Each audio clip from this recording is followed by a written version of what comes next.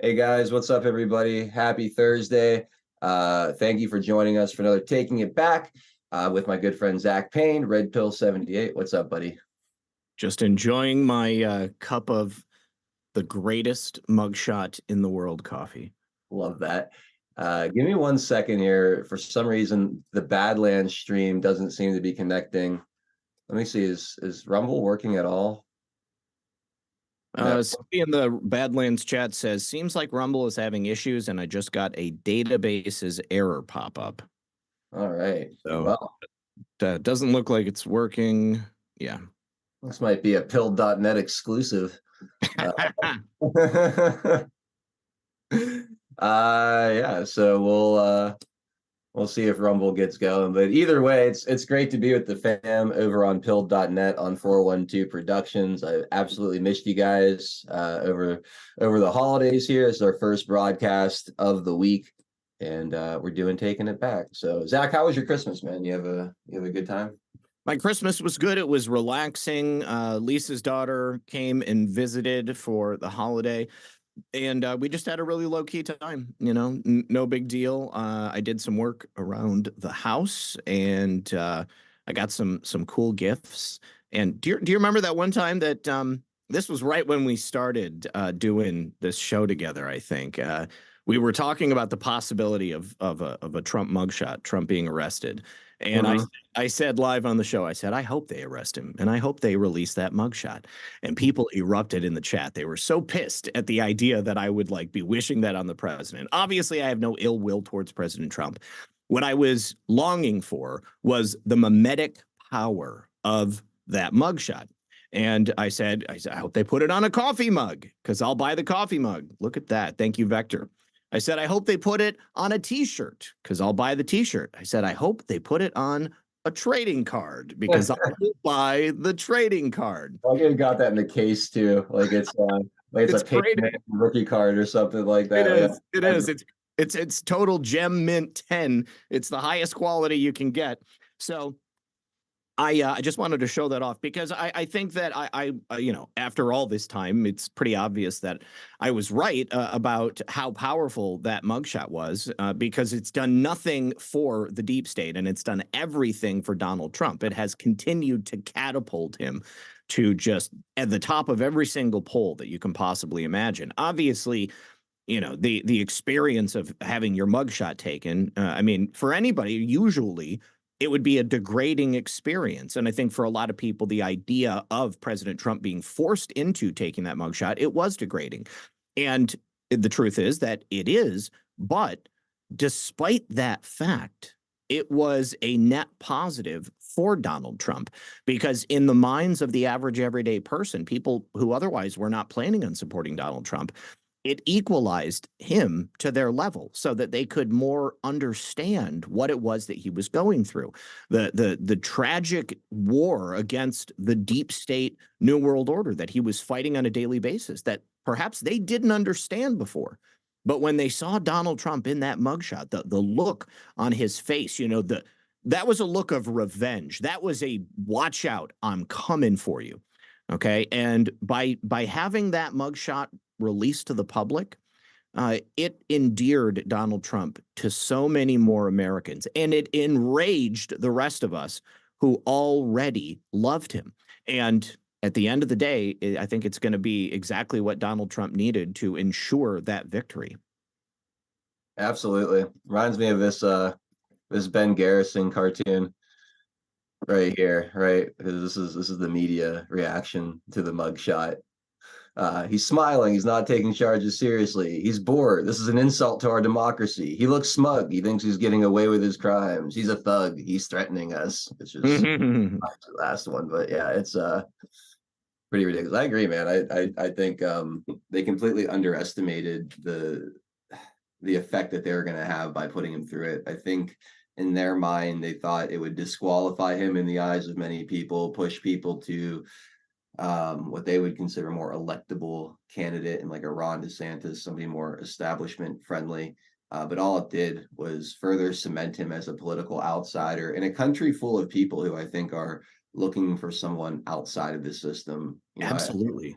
I think a lot of even what we would call normies out there, Look at Washington D.C. as very corrupt, a town owned by special interests, big corporations, foreign powers, and not a whole lot of representation to the people. So when you have someone like Donald Trump, as off-putting as he might be at first, when the entire machine, is weaponized against him from or from the DOJ to the media and everything else, I think it creates a sympathetic response from the people, and then you go and put them through the mugshot, process them the way that they did, and I think again it just further cements him as the sympathetic character, someone who's actually fighting for the people and facing the wrath of the corruption right in front of you. And I mean, there was a poll. I don't know if we talked about this particular poll, Zach, but there was a poll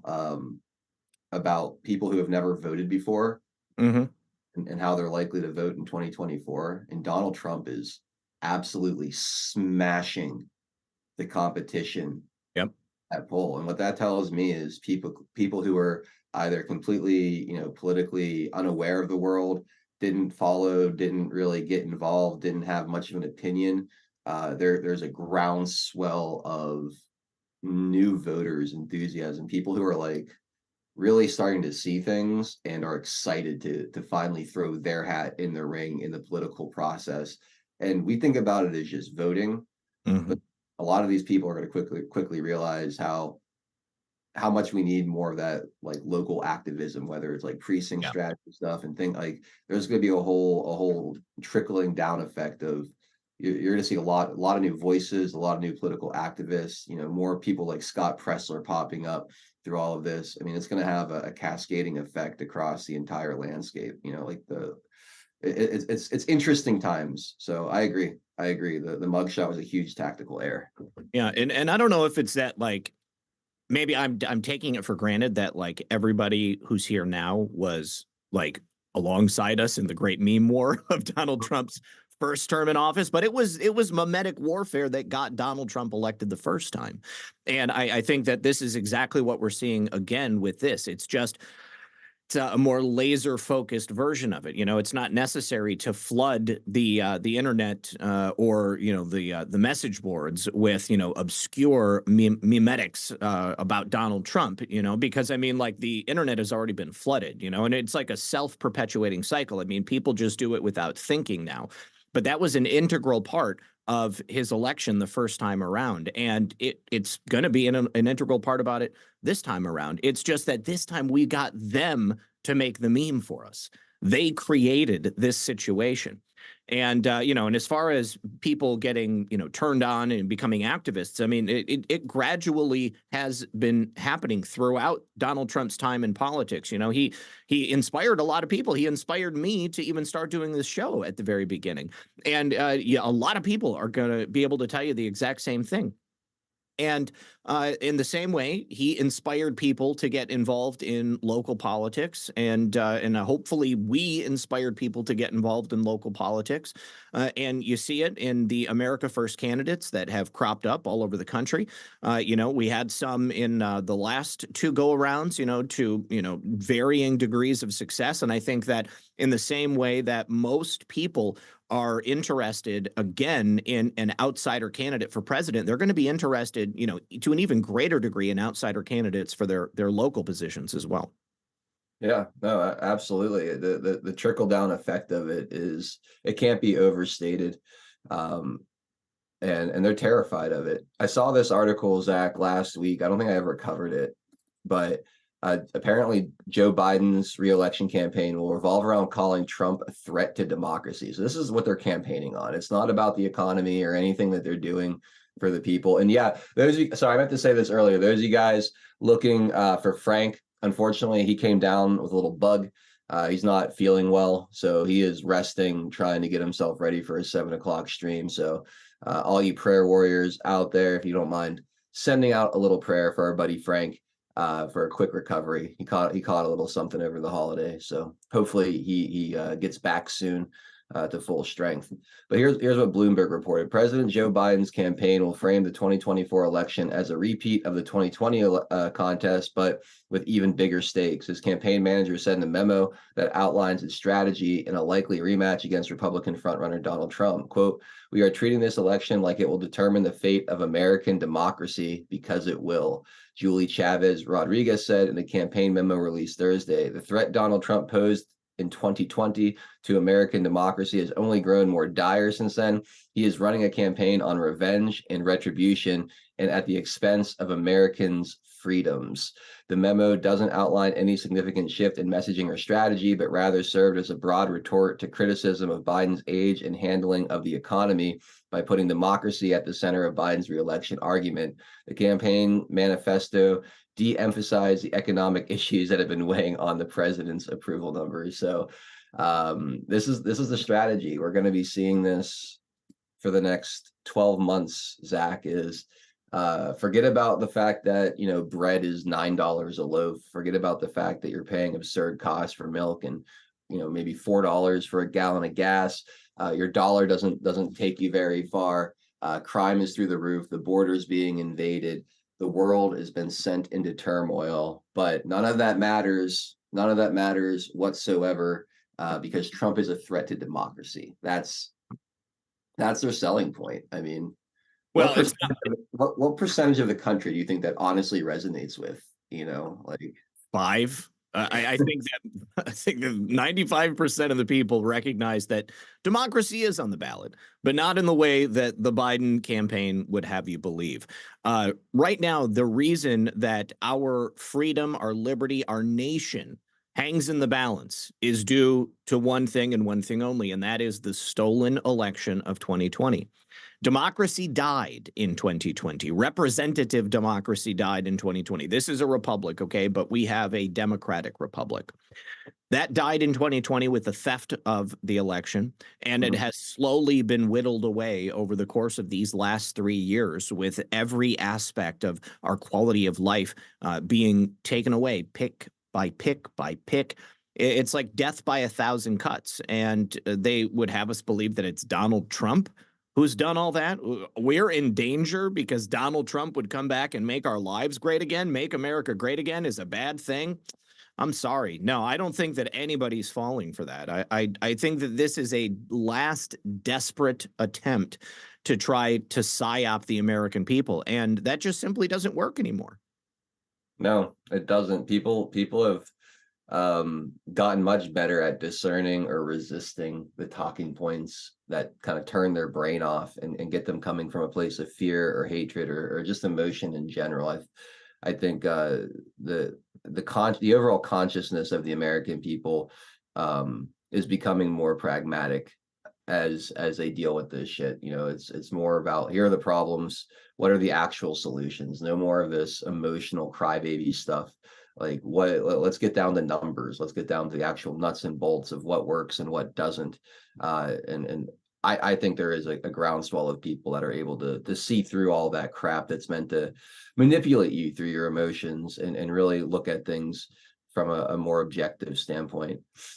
There's another interesting thing here I saw as I was attempting to prepare for today's show. The New York Times columnist suggests Trump is now seen as the return to normalcy candidate. Now this is a total twist, right? And it goes through a lot of this stuff that Biden has messed up. The draconian pandemic mandates, deadly Afghan withdrawal, soaring costs of living, growing instability in Ukraine and the Middle East, record high invasion at the southern border. I mean, pretty much everything that I had already mentioned earlier. Says the 2024 election will not be fought along the conventional axis of left or right or even change or more of the same, Anderson wrote in the Times. Voters very much want change. They have made that clear with the absolutely abominable ratings they give our leadership in poll after poll. But instead of clamoring for someone to blow everything up, they're crying out for someone to put things back in order, she wrote. Voters wanted this from Mr. Biden, and clearly they feel he didn't deliver, which is why Mr. Trump currently leads by notable margins across most of the key swing states. So even the New York Times is acknowledging that the people in this country see Donald Trump as a way back to the American way of life, American greatness, American prosperity, the American dream. Yep. It was alive and well under Donald Trump. Entrepreneurship was up, taxes were down, manufacturing and good jobs were coming back into the country. The border was being secured with Remain in Mexico and the wall. You had American energy independence. There was so much happening, not to mention less turmoil around the world.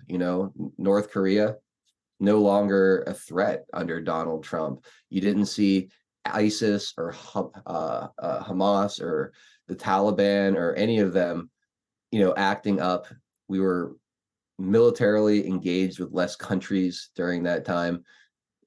People have short memories, but not that short. And this A/B comparison going directly from Trump, or going from Obama to Trump, kind of shaking the nest a little bit, and then back to Obama light or Obama dementia. I think it really gave people the perspective that they had lacked, because going from a Clinton to a Bush to an Obama, there's no real serious change there, right? It's very easy to lull people to sleep with that false dichotomy.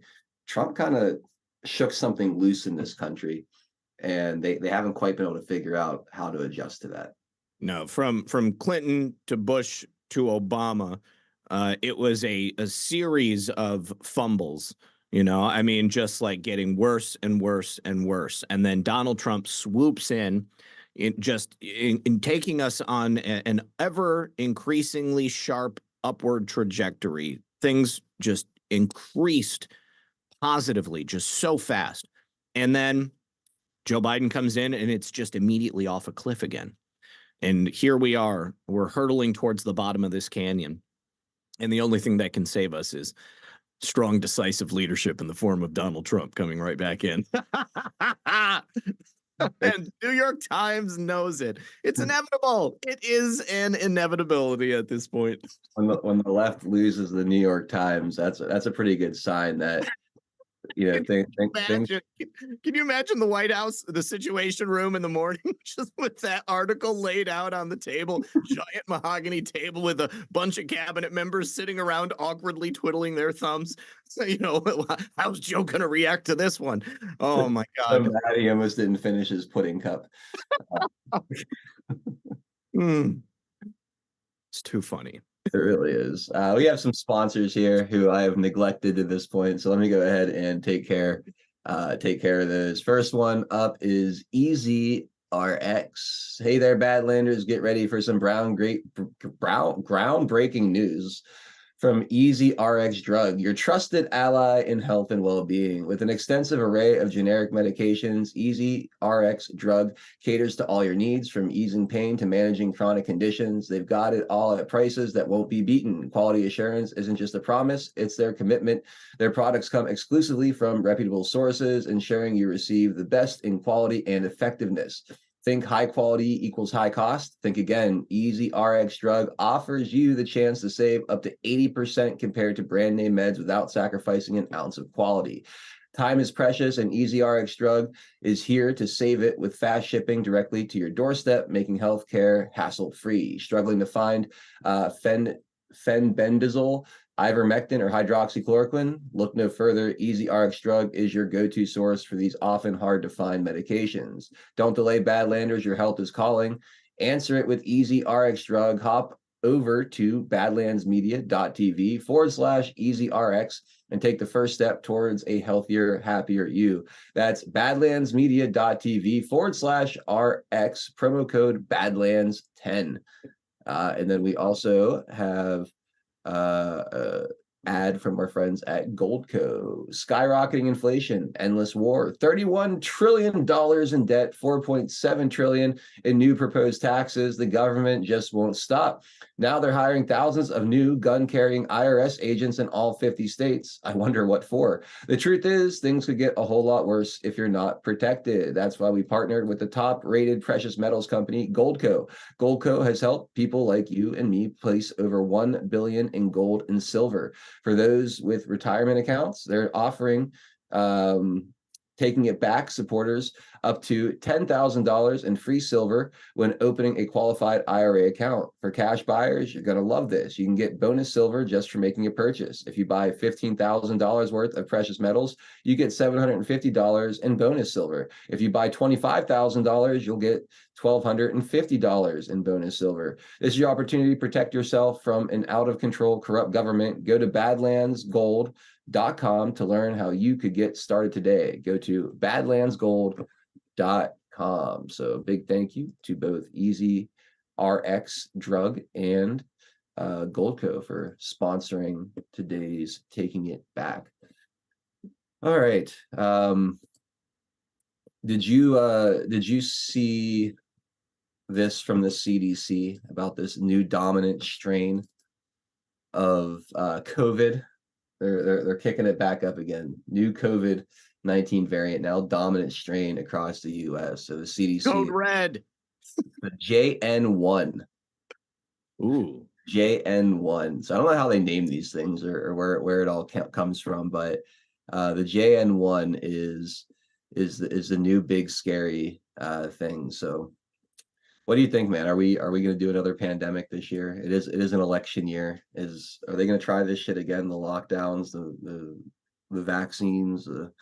They may, but I don't think that they could afford to do the forced vaccinations again. I mean, a lot of that has already kind of run its course in court, and they've already gone through the process of telling people that they're not going to force them to if they haven't already. I would not be surprised if they continue to ramp up the fear mongering. I think that's natural for them. But despite that, I don't think that the American people would fall for it again. I think that the veil has been lifted on the COVID myth, and people are they're not going to be willing to go along with it any longer. You are going to have that slim percentage of the population who is still wearing masks, who, will probably get their families to wear masks. But I don't think that you're going to be seeing stores or businesses forcing people to wear masks. If you do, then I think it's a lot more likely that you're going to have court challenges to that. And you've got a lot of other groups like America First Legal that I could see taking up the baton in that effort to stop that sort of thing from coming back. Yeah, no, I think so too. I think it would be a big mistake if they tried to ramp that back up again. But yeah. Who knows, man? These people are crazy. I wouldn't be surprised at all if you see Dr. Fauci back on all of the cable news networks telling people. Sure. He's probably got a contract still, I mean, I'm sure he does. Doesn't he? He's got a book to write. Yeah, I'm sure it'll be a bestseller, Zach, selling millions and millions and millions of copies, 100% completely legitimately, for sure. Yeah, I know. I'm sure you got your pre-order of the Fauci book for Christmas. Probably a few. I reached out to the publisher and I said, "Hey, send me an advance copy so I can trash the shit out of it." And then, also related, I saw this too. I didn't read this at all, so I don't know all the details, but just the headline was just like, what the hell is going on? COVID-19 vaccinated children at higher risk of tooth decay in cavities. Like, explain that to me. How does a COVID shot affect your teeth? That's terrifying if you ask me. They clearly do not understand, or they're not telling us what these things are really meant to do. If they're decaying your teeth from the inside, a shot that you get in your arm, that's freaking wild. Well, I mean, it could be that, or I think maybe it could have something to do with the immune reducing effects. I mean, you've got healthy bacteria in your mouth that are supposed to break down the sugars and all of the junk that ends up on your teeth. And the sicker you are, the easier it is for that sugar to just eat away at the enamel and stuff. So perhaps it has something to do with that. Maybe it has something to do with the actual exchange of minerals that your teeth require to remain strong. I don't know. If they're reporting on it, then somebody's looking at it, and I wouldn't be surprised if we have a study done on it before too long. Do you think there's going to be a major backlash on this stuff, what they've done? I mean, they've gotten so many people to take these jabs, many people to be boosted. like at some point the chickens have to come home to roost, right? You can't. Yeah. How do they get away with this long term? I feel like the outrage. I would expected more of it by now. You know, we see like our corners of the internet posting things and some of it, but like the average person out there, even the people, you know, who I've talked to are like, yeah, it was a mistake to get the jab. I wouldn't do it again if I can go back in time. There's like a lack of like anger. You know what I mean? Like I feel like there's still like this benefit of the doubt being given to the medical establishment. Like, yeah, they rushed it, but it was because we were in like a dire situation. They had to, it were, you know, they meant to do their best, but you know, you know, I just, it doesn't feel like there's that righteous indignation that you would expect from the public after all of this. Yeah, certainly. I thought that there would be a lot more of an angry response from the public. I think maybe the problem is that there have been a lot of deaths. People who took the jabs, you know, maybe didn't even necessarily tell the people that they loved that they did, and then you know it gets kind of just quietly brushed under the rug. There's also the symptom of the 24-hour news cycle, just different stories coming in. I mean, there is plenty to be outraged at right now. And you know, you don't see the push coming from the government anymore. You don't have the push coming from companies.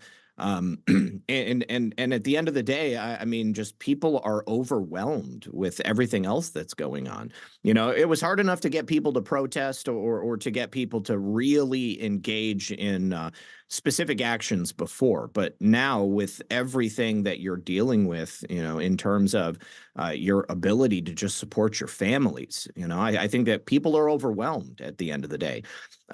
I think that what you're hoping to see would probably come out in Trump administration 2.0, because at that point, you know, let's just say hypothetically, Bobby Kennedy ends up in the administration. Maybe he's the Secretary of Health and Human Services, or you know, perhaps as a lawyer, he ends up at the Department of Justice. You know, a couple of different things there that would give him the opportunity to open up specific investigations into actually what happened. But I think that in order for us to get that full complement of information and have everything revealed so that we do have people like saying, oh my God, everything that Zach and Adel were saying the entire time was completely correct. I think that there's a large portion of the population that basically needs that to be thrown on their face and just spelled out for them.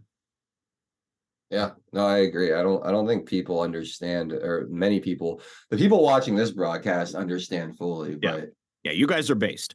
yeah, but the general public, I don't think understands the malicious intent behind the vaccines.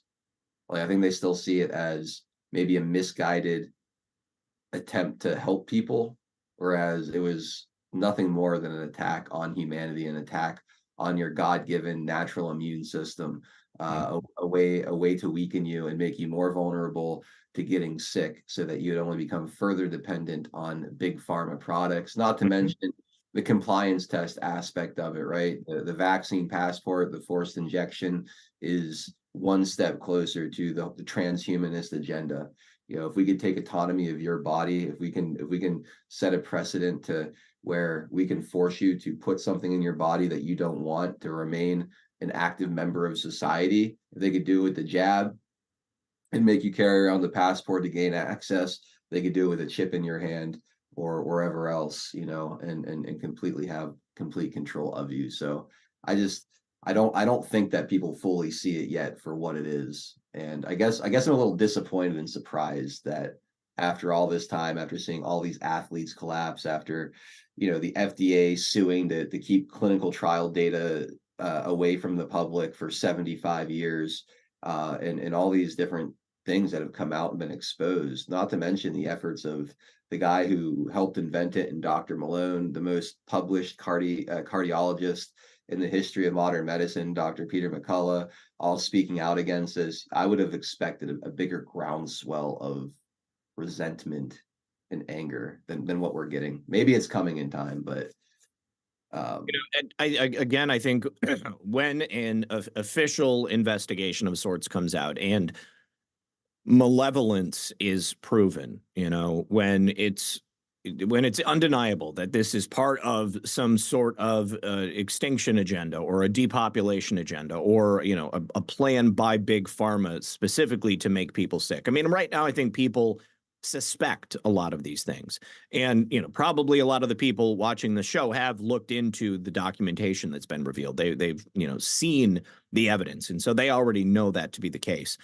But we are not like a huge portion of the population. I mean, there are a lot of people out there who might consider themselves to be, fairly awake, but they may only be focused on, one or two specific cottage issues. I mean, they may not be looking at the broad complement of, every aspect of this plan to destabilize America and destroy humanity. So, it's people only know what they know when they know it. And I think that when the information is finally revealed on a massive scale, that's the point at which people would feel the need to truly be out in the streets and demanding some sort of recompense. I mean, we don't even know how many people are, permanently disabled as a result of this. We don't really know the full cost of this. You put that together, X number of kids died, X number of Americans are now permanently disabled. You've got this many people who have, congenital heart defects and failure now as a result of this. I mean, the list goes on of all the various things that can go wrong. But, there are people out there who were made sick. They've just never put it together. I mean, they might think that, oh, I've got long COVID. It's not the vaccine. I've got long COVID, long haul COVID. I've developed an autoimmune disease, not because of the vaccine. No, it's because of COVID. I remember back when I was on Twitch, this guy, this leftist would always listen to the show and he'd be so angry in the chat. And then he would call into the show and he said, he went from one breath telling us that he had gotten the vaccine. And then in the next breath telling us, despite getting the vaccine, he still got COVID. And he developed arthritis, not because of the vaccine, but as a side effect of COVID. And he was like, yeah, a lot of people don't know that. You can get arthritis when you get COVID. And and I'm like, okay, I don't think that's true. It sounds a lot more likely to me that, arthritis, your joints attacking themselves. I mean, that's an autoimmune symptom right there. And I've spoken to so many people since that time who got the jab and they developed crippling arthritis in every joint in their body. I mean, it just makes sense. But some people are caught up in this level of cognitive dissonance where they just don't want to admit because they're so deep into it. I mean, that is not a new phenomenon. I mean, the idea that people are so committed to the hole that they've dug for themselves, that they're going to continue to lie in it, even if a flood comes and completely covers them and they drown. Yeah, it's crazy to see that level of cognitive dissonance in people. Do you think that like this in a way was almost necessary? Like if you think about the medical establishment, and I'll throw big food in there too, and like the FDA and that whole bureaucracy that Yeah. really makes it harder for us to eat clean and healthy, makes us dependent on specific pharmaceuticals and we'll just say types of medicine in general. Did we need something like this to break the trust completely, to really bring in something more fair and what's the word I'm looking for? Favorable to the people. I mean, like I look at like I'm a big fan of a lot of holistic medicine and things like that, nutrition, exercise, understanding like the actual bioelectrical nature of the human body. I think there's so much science there that's been ignored in favor of, things that can charge a lot of money for, get you on a subscription fee basically, and make a lot of money fixing the problems that they create in other ways. Do we need something like these mRNA vaccines or this attack on humanity to jar people loose of that control Yeah, of mindset over it? I mean, I'd say so. is this an unfortunate necessary not evil, but like collateral damage that needs to happen to get the humanity's consciousness like raised above this control that the medical establishment has in this country, in your I, opinion?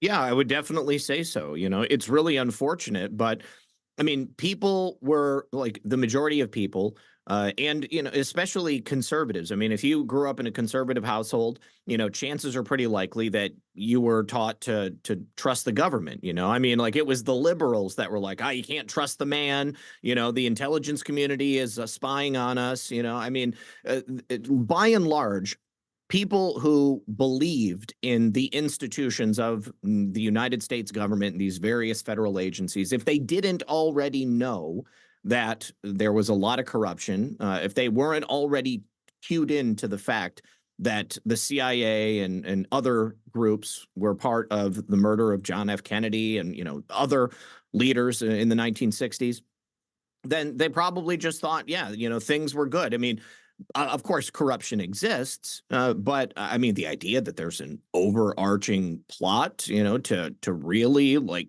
enslave humanity, that's too far fetched. America is the greatest country on planet Earth. You know, we shall overcome. Um, but I think that you can't address a problem of this magnitude unless you're aware that it exists. So yeah, I mean, definitely, I think that people needed that wake up call, you know, of all kinds. I mean, you know, you've got plenty of people, you know, now the conservatives of America are the people who are questioning what it is they're being told. You know, they're not just taking for granted that everything that the media or that the government says to us is gospel. I mean, we are automatically questioning, you know, who benefits from what this narrative is. You know, why is this particular psyop being carried out, and why is it directed at me? You know, I mean, like, what is the end goal that they're hoping to achieve? And now it's the liberals who are just, you know, govern me harder, daddy. You know, I mean, like somebody in the chat said they were down here in Florida and they said that there's a lot of people still wearing masks. Not in my neighborhood, certainly not in my city. And I don't know if you were in Miami or something like that, but there's a lot of lefties in Miami. And you know, perhaps you were in an area with you know, a greater population of elderly people who, you know, probably are part of that generation that believed that the government of America, at the end of the day, really did have our best interests at heart. And so they haven't been able to fully break out of that. You know, I don't know. I'm not certain exactly what happened there, but you know, I can tell you that the people that I know in the real world, I don't know anybody who's wearing a mask, and I can't tell you the last time that I saw somebody wearing a mask. And you know, I think that there is no way that we can, as a society, just be shaken out of that slumber without something violently ripping us out of that dream. Yeah, no, I completely agree. I completely agree. I think it is necessary. Um, you know, and I almost wonder if that's why, you know, Donald Trump went along with like Operation Warp Speed and continued to put, you know, run Dr. Fauci out there to put that all on the main stage. And, you know, yeah, this is gonna hurt really bad. You know, this is gonna hurt a lot of people very badly, but we've gotten so deeply captured by these institutions that the only way to free ourselves from them is to let them overstep in a way that Yeah. cre- creates that distrust to a point where people demand real change to the way these things are handled and done, right? Because I think most people, like you see FDA approved, and they're like, oh, that gives me a warm, fuzzy feeling inside. This is safe. This is going to do what they claim it's going to do. This is clean to eat. This is perfectly fine for me. And it's like if you look at it was funny, Zach. I was at a dinner a few weeks ago with a bunch of buddies, and I've become pretty good friends um, with this one guy. He's Lebanese. He grew up in Germany. He's over here for work. He's like, I don't understand it, man. I'm gaining so much weight. I feel tired. I'm like, well, all right, welcome to America. What have you been eating? You know, and he's like, well, just like at home, I eat lots of pasta. I love pasta. And I'm like, well, dude, I was like, the pasta here isn't the same. It's not the same thing as like getting, you know, your pasta from like old Italy. Like because there's socialized healthcare in a lot of those countries, they do a better job of making sure the food companies can't just completely poison the public, because they're gonna have to pay for that on the other end. Yeah. In the country, they make money when you get sick. So big food and big pharma work off of each other, and the FDA, condones it all. So there's no one protecting you. You have to read every ingredient. You have to understand exactly what you're putting in your body. You have to, be hyper focused on it. Otherwise, you're going to have health problems, and they're going to charge you out the ass to fix those health problems. Yep. And they're making money on you the whole way. And you could see it start to click, like, oh my God, like it is way different here. And I think that in this country, we desperately, desperately need an overhaul of the whole thing, because these food companies can do whatever they want, and they're not held accountable. These medical companies can do pretty much whatever they want, and they're not held accountable. And they're all completely protected by these institutions like the FDA that give you this false sense of security, like they're regulating and looking out for you. But when really they're collecting taxes essentially from both, getting paid off to tell you what's good and what's not. This is like the government version of Hakuna Matata. It's the circle of life. Okay. So you have these pharmaceutical companies or these big agro pharma companies, and they work with these regulators. They convince the regulators to allow them to do certain things. And in response and as a reward for that, those regulators then go on to work for the very same industries that they were previously overseeing. And it's this vicious cycle. It just goes back and forth with absolutely no care or thought for the American people. It's about the money. And it's about creating those customers for life, and of course, these corporations, I mean, they're not existing in a vacuum. I think that probably you're going to find that a lot of the same money behind, say, Purdue Farms or perhaps Monsanto is going to end up being the same money behind, I don't know, Pfizer or Moderna. So like each and every one of those corporations benefits when the customers of that corporation end up needing something from the other corporation. And so it's not only a clockwise circle. I mean, it's also like an infinity loop that's going between each individual corporation and then straight back into the regulatory framework of the government. And to your point about Operation Warp Speed, yes, I made this point very, very early on. I mean, the idea, first of all, President Trump gave them exactly what they wanted, and he gave them exactly what they said we needed in order to get better and to stay healthy and to not die. He was not a doctor. He was not a virologist. He was not a medical professional. He was a businessman, and he was the chief executive of the United States of America. So what are you supposed to do as president? You can't micromanage. You can't make every single decision and have the time to research, why it is that this is supposed to happen this way. They told him, the only way we're going to open up the country is if we get a vaccine. Okay, so he took the advice of those medical and the advisors of the pharma industry. He gave them that vaccine through Operation Warp Speed. That allowed the country to open up, and the ramifications of exactly what they were demanding is what we're seeing right now in America. And the end result is that people recognize what we were just saying, that this is a loop that continues on and on into infinity. There is no such thing as regulation of these industries. There is merely a power sharing that goes back and forth between the private corporation and these regulatory bodies of the federal government.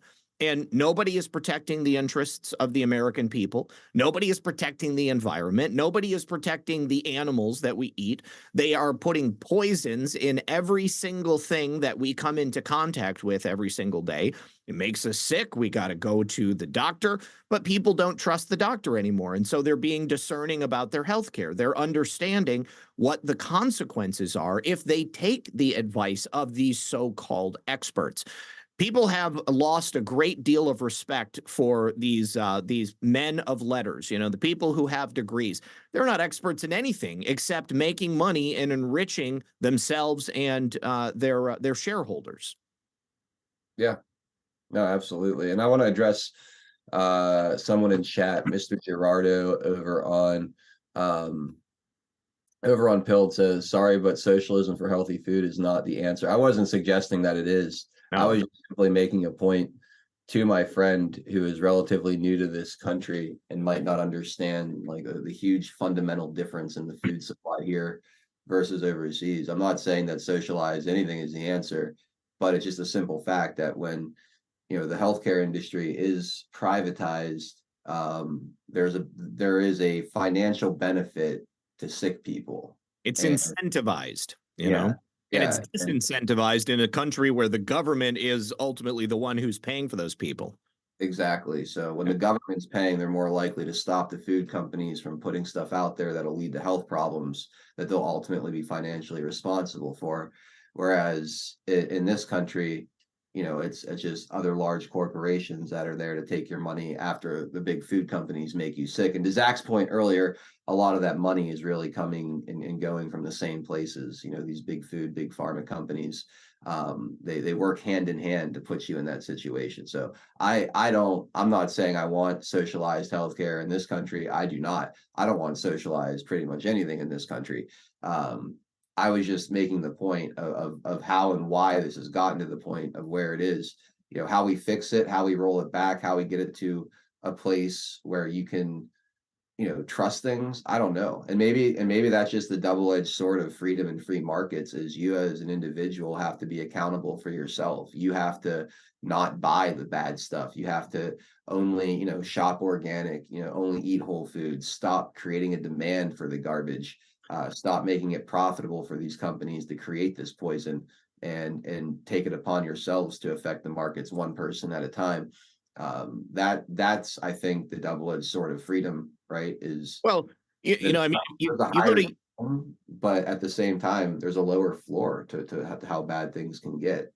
I choose the dangerous freedom over the peaceful slavery all day long, but some people would rather not have that personal responsibility or accountability. Go ahead, Zach. No, you're absolutely right. And I mean, you go to Europe and they have, they've got laws too. They've got rules and regulations.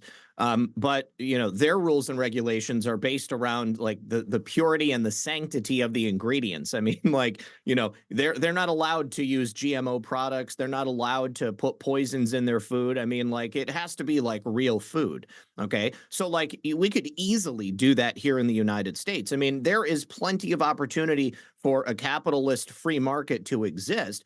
But instead of taking advantage of people's lack of knowledge or perhaps their overburdened lives and forcing them to eat things that are going to make them sick, you just completely take away the ability for corporations to do that, and you put a moratorium on that transfer of employees from within the industries that we're talking about, whether it's pharma or food or whatever it might be, from the regulatory bodies. If you're a regulator, you are not allowed to leave that job and take a double-digit increase in percentage on your salary to go work for Monsanto, because obviously every single decision that you made while you were working for the federal government is then going to be called into question. I mean, it ought to be, but the truth is that often it's not. They simply just go from one position to another, from the private sector to, excuse me, from the public sector to the private sector. And we could easily make sure that that doesn't happen. I mean, first of all, Oh, we you have just went on mute, Zach. I can't hear you. no, I'm on mute. I'm not on mute. I'm Well, definitely not on mute. now you're good. Can you- Your voice went out for a second though. Oh, that's weird. I don't know. I don't know why. But yeah, so essentially, I mean, we could very easily add a simple law to the books to make it so that food has to be real, that practices are sustainable. Okay, and all that means is just doing it responsibly, so that you're not. I don't know. I mean, you can't strip the earth of all natural resources. Like there's a way to farm so that you don't completely sap the soil of all of the vitamins and minerals that are necessary to be able to produce that food. So because if you don't, you get what we have here in America right now, which is factory farms that grow one thing over and over and over again, and so they are themselves incentivized to use GMO seeds. They're incentivized to use chemical fertilizers. We could do it, but they've gone about it in the wrong way. And so we could simply fix it, but it's going to take a lot of courage. And this is where I think that the importance of Donald Trump coming back in 2025 is going to really be, because we are going to have to restructure the entire government. Where the federal government is the largest single employer in the United States. There is absolutely no reason that should be the case. Yeah, it's completely ridiculous. Do you think I mean, what we're talking about is a huge like a fundamental shift in so much in this country. I mean, as we sit here today, and do you think another term of Donald Trump that we could really set ourselves on a trajectory to really fix these things in a long-term way? Yes. I agree things will get better, at least while he's in office, but I always wonder what comes after 2028, assuming he gets in. How sustainable can what his second term be for the future? And you think that another Donald Trump term can be in 4 years, he could really undo so much of this to where we can actually have a new path forward to something better? I do, because what was it that was holding Donald Trump back in his first term in office? It was that bureaucratic state, that large group of employees of the federal government who did everything within their power in their departments, in their various agencies, to stop Donald Trump's directives from going into place. That's going to be solved, because Donald Trump is going to come in and he is going to fire hundreds, if not thousands of people from the federal government. He's going to replace those people with loyal, America First individuals who are going to work for the federal government, not because they want to enrich themselves or they want to get that fat pension, but because they also understand that America has to change. And if it doesn't change, then our goose is probably cooked. It's going to require a radical effort as soon as he comes into office. And that's the only way that it's going to be successful. There has to be a very quick and brutal restructuring of much of the federal government if we hope to have that carry on after Donald Trump leaves in 2028. Mm-hmm. Yeah, no, I agree.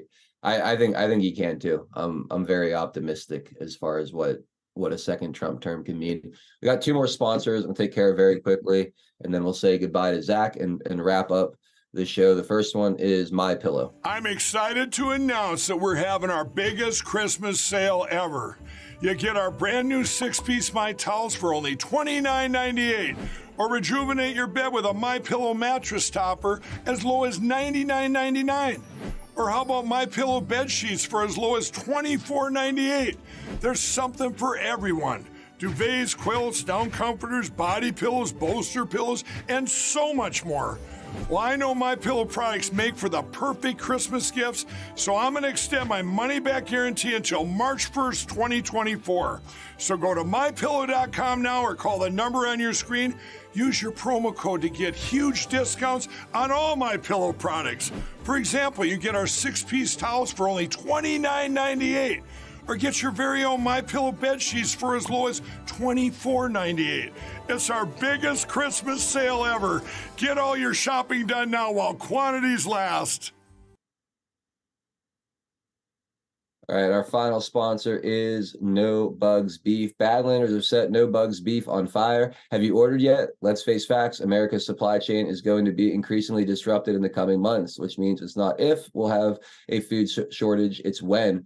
Having enough protein to feed your family for several months is essential for your survival. That's why we've partnered with badlandsmedia.tv/no bugs. They provide sous vide, freeze-dried, all-American beef from ranches in Texas that have never, ever given their cows an mRNA jab. The beef, stored in Mylar bags with oxygen absorbers for maximum shelf life, will stay shelf stable for more than 10 years without refrigeration and with maximum nutrition and flavor. All you need to do is soak in water for 15 minutes and it's ready to eat. These are not typical survival meats. They're premium cuts of ribeye, New York strip, tenderloin, sirloin, and chuck.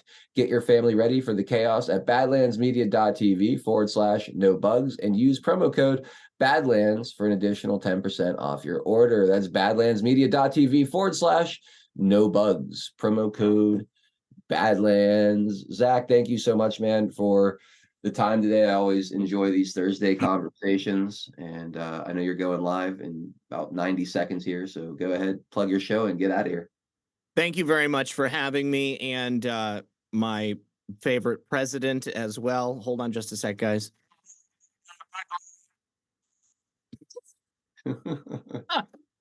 Oh, yes. So please, if and when you're done watching Adel, come on over to my channel, Red Pill 78 on Rumble, and of course, Foxhole, pilled.net. And I hope to see you guys there. Thank you so much. I have a great time on Thursdays as well. It's a pleasure to be here with you, buddy. Right on, man. Have a great day. We'll talk to you next week. Peace.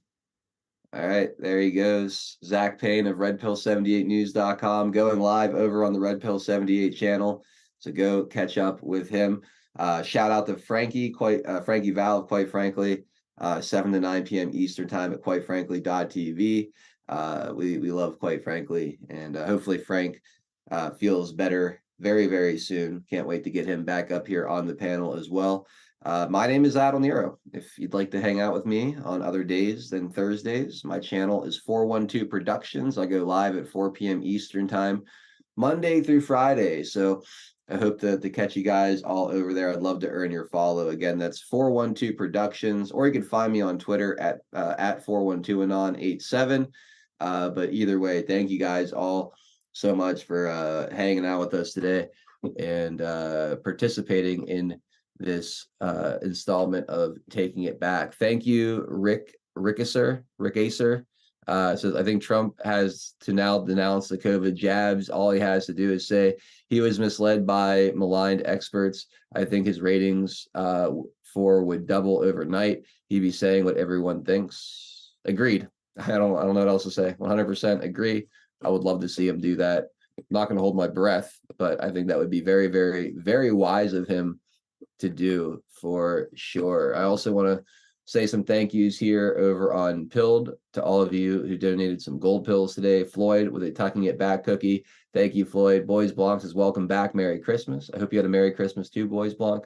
Thong Chaser, thank you for the cookie. Filter Dog 1, to shout out to the Smooth Stream on Foxhole. Thank you for the shades, Filter Dog. I really appreciate it. D Patriot 1776 hooked us up with a cookie. Thank you, D Patriot. Say hi to D Lurker for me, please. Big Bird 38 says, thanks, guys. Happy New Year's. Thank you, Big Bird. Appreciate the can. M the Painter says 40% of FDA budget comes from so-called licensing fees racket. Such a conflict of interest, right?